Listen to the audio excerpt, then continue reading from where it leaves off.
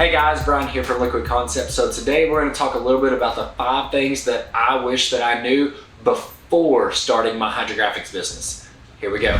So number 1 is definitely know your customer. Whenever I was first starting out, I pretty much was like, oh, I want everybody. And you definitely need to dial that back. And so the reason I say that is that you really need to know what target audience that you want to go towards. And so in saying that, you need to know, okay, do you want to start out with guns? Do you want to start out with hunting? Do you want to start out with automotive? Do you want to do production jobs? Like really dial it in and get a feel for what you actually really want to focus on. And then once you're good in that one area, then start branching out from there. Now, does that mean that if you really focus on guns and you get a customer's job for dipping a set of wheels or interior pieces that you're going to turn it down?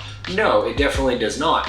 But it means that really focusing on getting those customers that are really focused in that one area, that's your main clientele. And then anything else that comes in is just an extra. So definitely know your customer before you get started into the business. So number two is going to be only if you're going to be doing a lot of guns. And so number 2 is definitely a must-have if you're going to do anything with the firearms industry.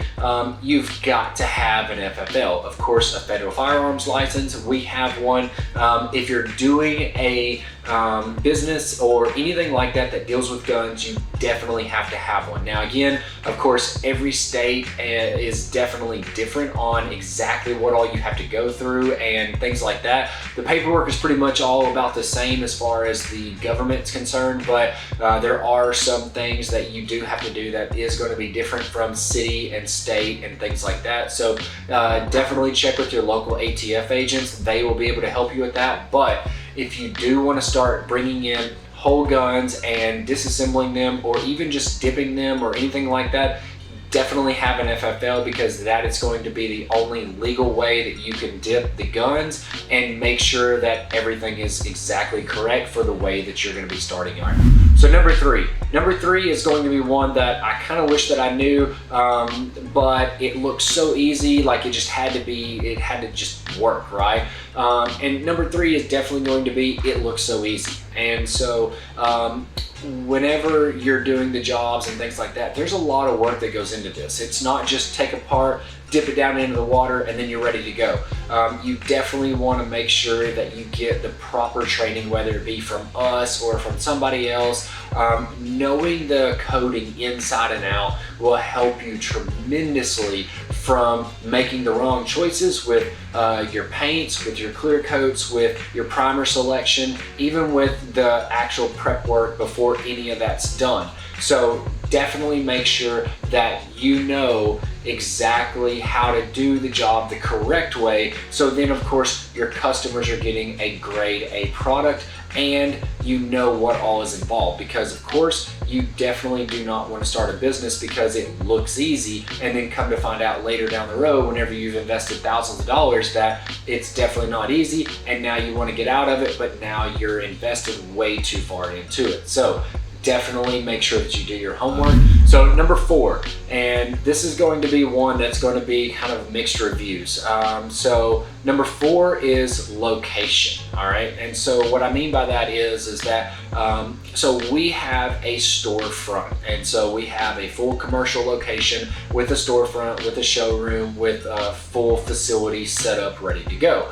Now, did I start out like that? No, I did not. But it definitely helps in the long run to be able to get more clientele and more customers coming into your door, because most of the time, a lot of the customers do not want to go to some guy's backyard or, you know, a buddy of a buddy or something like that, because they don't sometimes feel comfortable bringing in, say, a $2,000 scope to get dipped, or bringing in, you know, a $3,000 rifle to get work done on. Whenever you go to a legitimate, actual brick and mortar store, the perception is a lot better, and then a lot more customers feel a lot more certain that their products are going to get done in a timely manner, as well as getting it done professionally versus doing getting it done from somebody in their backyard or something like that. Now, before you start writing any comments or anything,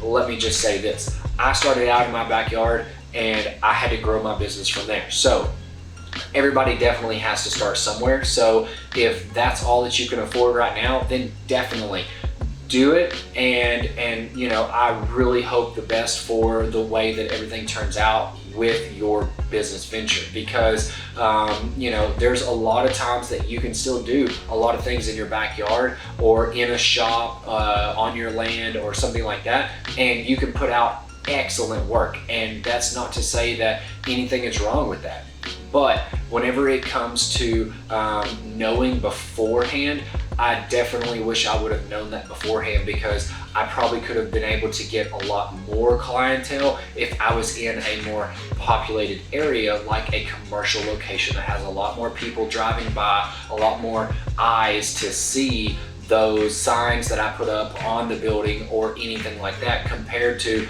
driving by a residential neighborhood and I've got a little bitty sign in my front yard, if I even have that, depending on if you have, you know, HOA rules or things like that. So definitely needed to know that, or I wish I would have known that beforehand. So number 5 is know your worth. And so the reason I say that is we see a lot of the times where people are really good at what they do, but they're charging very little for what they know as far as their skill level, their talent, and everything that they're using. And so this is definitely something that is not even just in our industry, but just across the board with every industry out there, that you always want to make sure that you're charging accordingly for the job and the work that you're doing. Now, in saying that, am I saying that you should be charging thousands of dollars for products and the coatings that you offer? Probably not.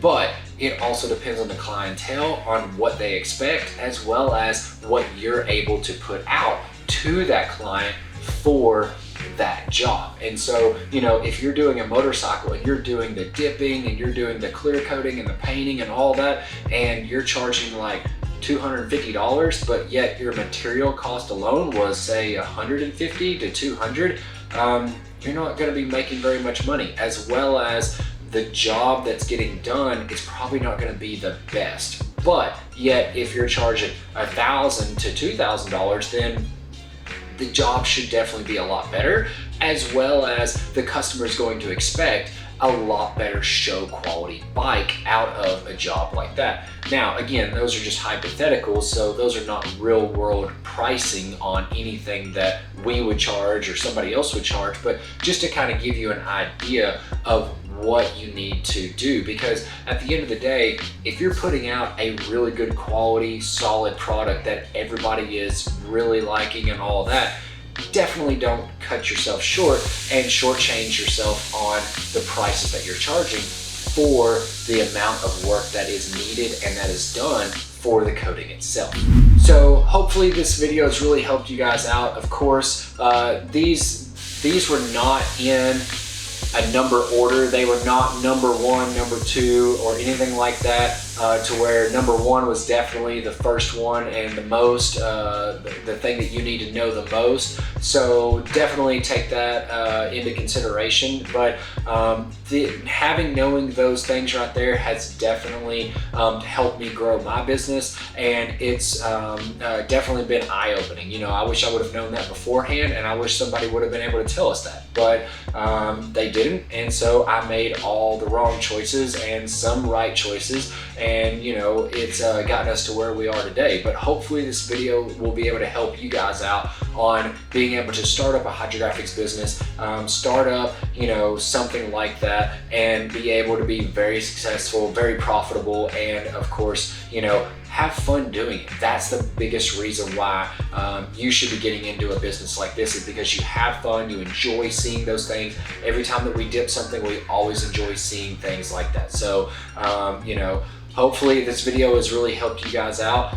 Definitely give us a thumbs up. We'd love to have that. And also, if you have anything else that you'd love to share with us on things that you would have liked to have known as you're starting your business, definitely leave them in the comments below. We'd love to hear from you on that. I'm Bryan from Liquid Concepts, and this is how we customize your world. I'll see you guys next time.